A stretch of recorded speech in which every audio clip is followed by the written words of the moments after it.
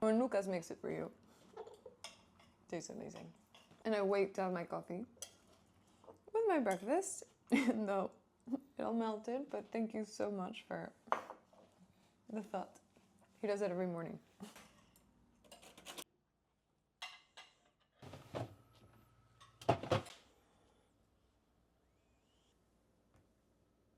So I love papayas. It's really hard to find a good one in Paris. And, I'm from Mexico and I grew up having papayas with cottage cheese that my mom would make and granola, honey. It's like, really is my childhood fruit and it's so good for you. A lot of people say that it has too much phytoestrogens, like it influences your hormone levels, but honestly, even when it comes to tofu, it's just not it. Like the amount of fear mongering there is with milk, with soy. But I get it, when you're having a hormonal imbalance, the least hormones you can take in the beginning, sure, that makes sense. But on the long run, come on. Like, I used to have a doctor that would tell me to never have milk, to have tofu only once a week. And he put so many food rules in my head, no gluten, no this, no that I was so scared. Like, no gums, no additives, all the controversial things that people say about food. It's very simple. I just say one thing. Focus on quality if you can, because not everybody can get organic food and good produce. That I'm totally aware of. Also frequency. Like, I will have a Coke Zero when I'm having a burger, when I'm having a really fatty meal, or it's super hot outside and it just kind of makes sense. Especially when I go out to eat with my friends. All my friends, guys, I live in Paris. All my friends drink wine. And Aperol Spritz and other cocktails. And I rarely have alcohol. That is where I really kind of draw the line. I will have alcohol on like very special occasions. I personally just don't feel well. If I have alcohol, it's going to be a clear liquor, it's going to be champagne, but usually mezcal, tequila, something like that, and gin. Since I don't tolerate histamines well, wine, I get all red, I get all hot. Either way, that's not the point. Oh shit, this is so good. I wish I had granola, but I don't have anything else. Lucas is taking a call, so I'm gonna come over here. When it comes to all these people saying stevia is inflammatory, agave is still sugar, and all these things, everybody's saying 1,000 things when you are young and impressionable. And when you're new to this world, everybody's saying so many things. There's so much noise. I go to a doctor. My general doctor doesn't give a shit about anything. He's also not the picture of health either. But then I go to a naturopath and he, prints me out a food rule. Next thing you know, I'm becoming vegan. Not to hate, I actually was vegan, guys, for like the ethical reasons. I'm someone that cannot even like hurt a fly. I cry like when Lucas wants to get a spider, I like try to do everything for him to not harm it. So that's me. But I personally did not feel good on the vegan diet. I was much more tired. Being vegan also requires a lot of attention to your food, getting the B12 and all these other vitamins that you may be missing out on. And I genuinely feel much better when I have red meat because I am iron deficient. But if someone ever tells you to ditch fruit, to cut out carbohydrates, go low carb, go this, go that, honestly, unless it's a registered dietitian, do not listen to them. Listen to your body. And I know that there's like the paleo diet, the Mediterranean diet. There's so many diets out there and I've tried them all. Out of desperation, I thought there was something inherently wrong with me. Then, the parasite cleanse, candida cleanse, all these things, low FODMAP. Yes, I would find so much relief when I would do every single diet. Yeah, especially the keto diet. When you have less carbs, you retain less water. So you start to see immediately like a depuffing, but really you just have less water on you. I did see initial benefits from everything. I even did the lemonade diet. No, I didn't find it myself. I literally was prescribed this diet by a doctor, naturopath, that was a chiropractor. That confused me a lot because when I would get nutrition advice and buy his supplements and get all these things done, he would also crack my back. And I was like, what the fuck? Next thing you know, I realized like there's a lot of chiropractors out there that are great, and then there's a lot that are scammers, like the one that I went to. And he told me to do the lemonade diet. I did it for like 1 or 2 weeks. I think it was 2 weeks. First day, it was horrible. Second day, my anxiety was all-time high because I wasn't chewing anything, and it was really bizarre to go a whole day without chewing anything. And the third day was very easy. And then from there, it was actually really, really easy. And it was more, I saw a lot of spiritual benefits because I didn't have to think about food.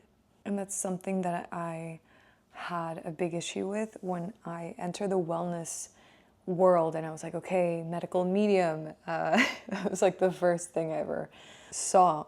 I started to, buy his books. I started to listen to other people.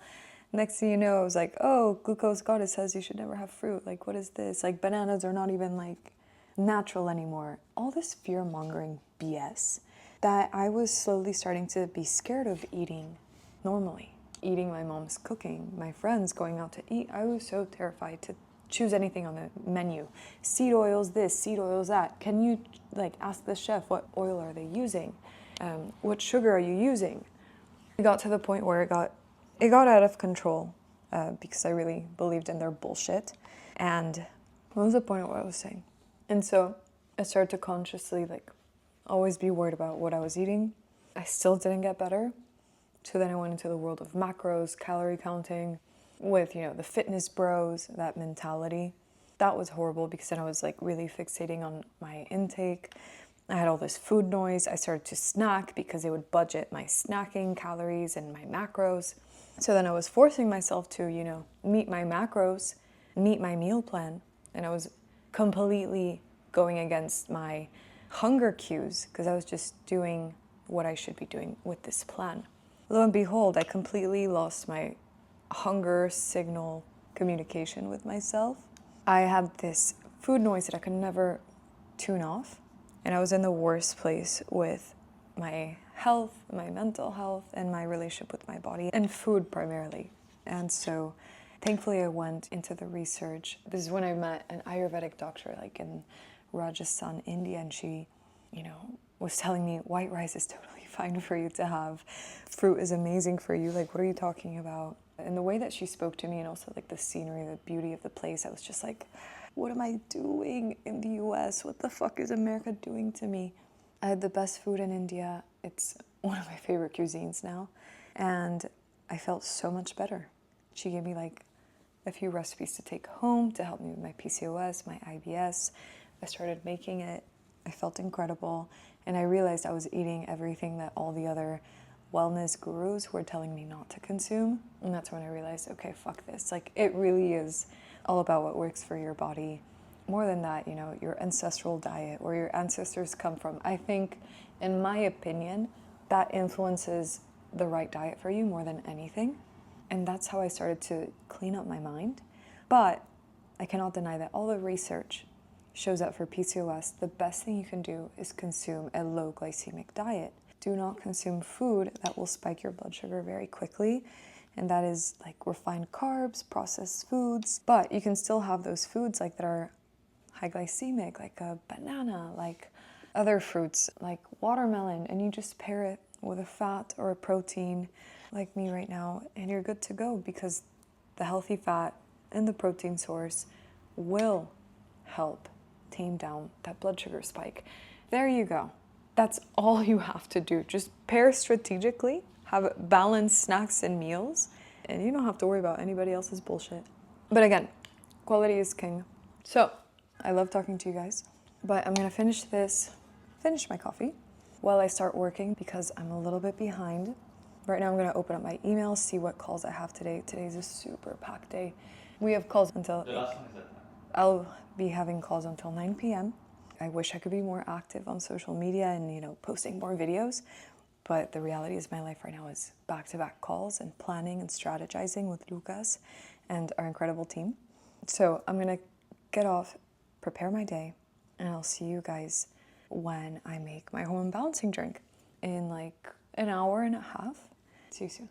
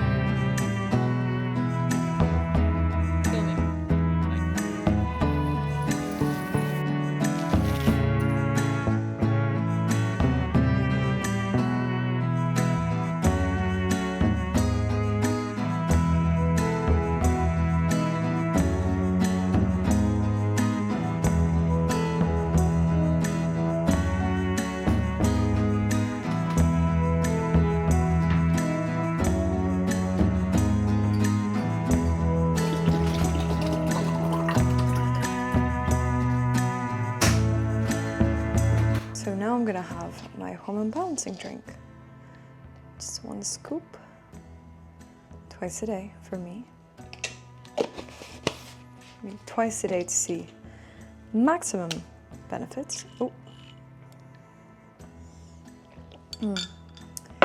The new flavor is insane. I am so busy, but in the best way possible. And instead of doing a workout, which I absolutely could, I am gonna get ahead of some work. I really have slacked on the gym for the past few months. I mean, it happens. It's part of having a startup. My life right now is building my company, and I'm still getting in the movement, just not like before. Why am I standing? Now I'm actually gonna try out a new lens that I just got.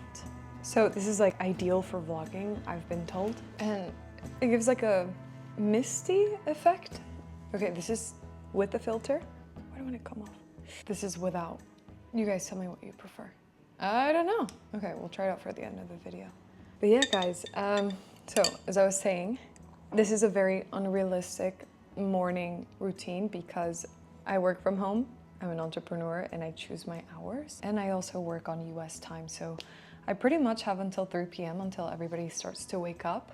But as a result, you know, my afternoons are packed and I usually go to bed around 2, 3 a.m. Not ideal. It's also why I wake up a little bit later than most people, 9 a.m. Before, when I had a regular job, I would do pretty much the same thing. You know, had my alarm clock that would wake me up with the sunrise. Then I would immediately just, you know, quickly wash my face, get my workout gear on, have my breakfast. While I was having my breakfast, I would be like by my window or get some sun in between the cooking, eat my breakfast, quickly go and get a 30, 45-minute workout, usually 30, and then I would shower, really do my skincare, get dressed. By then I would probably be like cutting time, like I would be almost running late. I'm always on time. It's the thing about me, I'm always on time. And then I would just run to the metro or wherever I had to go for a job. And that used to be my morning routine. I definitely feel much better now that I work for myself. It's a luxury to be able to be so flexible with morning routines, and I know that not all of us have that. But my number one thing is, you know, try to wake up earlier to get in that extra hour of self-care if you can, because it makes a massive difference. Being with yourself in that morning, even if you don't want to work out, you know, just stretch, move your body. That's how you move your lymphatic system, move your fascia around. At the same time, if you're somebody right now that's really struggling with fatigue and you cannot be fucked to have a morning routine at all whatsoever, my best advice to you is to, instead of waking up for that 1 hour of self-care, sleep right through it. Just make sure you meal prep the day before. Have some like overnight oats or like a breakfast that's ready to cook, that's balanced and high in protein, and just try to have that the moment you wake up and eat it if you can by the sunlight or listening to music that makes you happy. And yeah, prioritize that rest, because sleep is really where the magic happens. And if you are struggling with fatigue, try to get as much of it as you can. And if it doesn't get better, go see a doctor, go see what the underlying cause could be, check your stress, check your cortisol levels. Having a lazy morning routine is not always bad, and sometimes our body needs it. I mean, 3 months ago when I was really, really stressed before the launch and everything was, you know, all over the place, my morning routine was not like this. I was definitely sleeping in and having a much lazier, slower, I mean, I wouldn't even call it lazy because my body genuinely needed it. And I felt bad in the beginning because I felt like I wasn't taking advantage of, you know, all the hours in the day, and I felt like a lazy person. But I'm glad I didn't let it get to my head, because having that 1 week or 2 weeks, I think it was, of me just waking up slower, Luca's really doing most of the things for the house in the morning. You know, it was temporary, but that amount of rest really helped me, and I was able to get back on my feet, and now everything is back to normal. So again, you know, listen to your body. Don't compare yourself. Don't even compare yourself to me, but know that there are these little tips you can do and throw into your morning routine that can definitely help us. So yeah, this was my morning routine with PCOS. And let me know in the comments if you have any other suggestions for videos, because believe it or not, one of you guys inspired this video. So thank you so much. I love you guys.